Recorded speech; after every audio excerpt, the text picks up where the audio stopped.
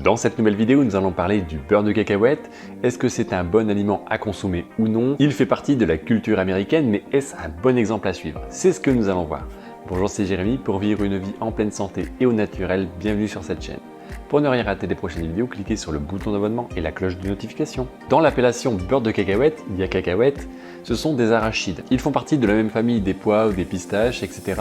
Ce sont des légumes secs. Aujourd'hui, le beurre de cacahuète est principalement consommé dans le nord de l'Amérique et j'étais surpris d'apprendre qu'il est également consommé aux Pays-Bas. Il y aurait également une utilisation régulière dans la cuisine africaine. Avant de connaître le beurre de cacahuète comme on le connaît aujourd'hui, c'est un pharmacien canadien en 1884 qui a commencé à créer une recette qui ne s'appelait pas à l'époque beurre de cacahuète. Cette recette est rapidement appréciée par les Américains et c'est en 1890 où un médecin américain va venir officialiser ce terme beurre de cacahuète. Commençons cette analyse avec les valeurs nutritionnelles.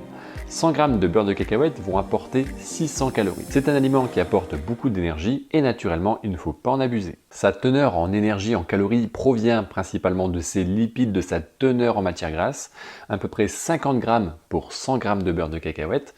On retrouve principalement des oméga 9, un peu d'oméga 6 et des graisses saturées. On n'oublie pas également que cet aliment est très riche en protéines, 25 g de protéines pour 100 g de beurre de cacahuète. C'est énorme, c'est autant, voire peut-être plus que certaines viandes ou poissons. C'est tout à fait normal, n'oublions pas que c'est un légume sec. On pourra noter que la qualité des protéines présentes dans le beurre de cacahuète est de très bonne qualité. Dans sa composition, on retrouve également 20 g de glucides pour 100 g de beurre de cacahuète. Ce sont principalement des glucides complexes qui vont prendre du temps à être digérés, à être assimilés par le corps.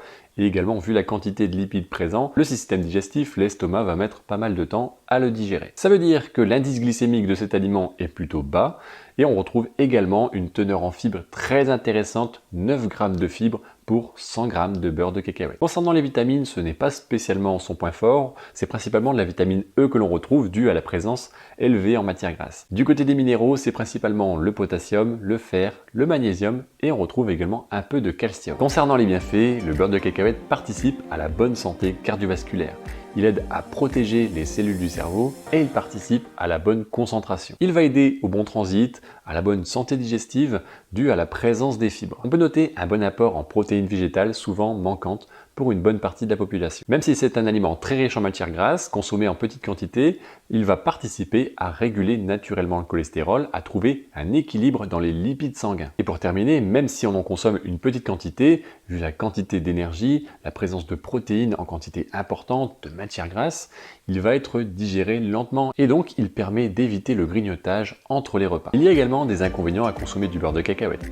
Par exemple, il y a sa provenance. La qualité va être très importante parce que selon d'où il vient, selon la manière dont il va être cultivé, ça ne va pas être du tout la même chose. Comme beaucoup d'autres aliments, il peut subir les traitements phytopharmaceutiques. Pour éviter ça, on privilégie un beurre de cacahuète de qualité biologique. Un autre inconvénient, on n'oubliera pas que la cacahuète, c'est un allergène majeur.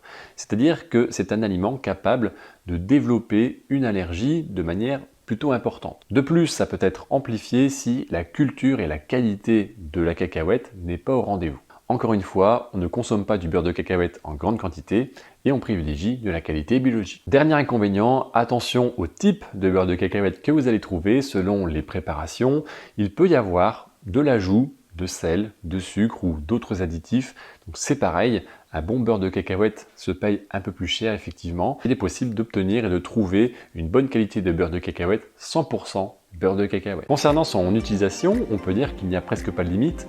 Il peut être utilisé sous forme de pâte à tartiner parce que c'est la texture qui veut ça, mais également dans toute autre recette, qu'elle soit sucrée ou salée. En plus, ce goût de cacahuète est souvent bien apprécié par pas mal de personnes et ça permet vraiment de changer les habitudes et de sortir de l'ordinaire. Avec sa teneur en protéines, ça peut être un excellent aliment pour les sportifs, pour les personnes qui recherchent à obtenir des protéines d'origine végétale. Si vous avez du mal à décrocher de votre pâte à tartiner classique à base de chocolat, de noisettes, de sucre et de matière grasse ajoutée, n'hésitez pas à consommer un peu de beurre de cacahuète de temps en temps, il fera très bien l'affaire. Et maintenant, répondons à cette question, est-ce que le beurre de cacahuète est un bon aliment à intégrer au quotidien pour son équilibre alimentaire?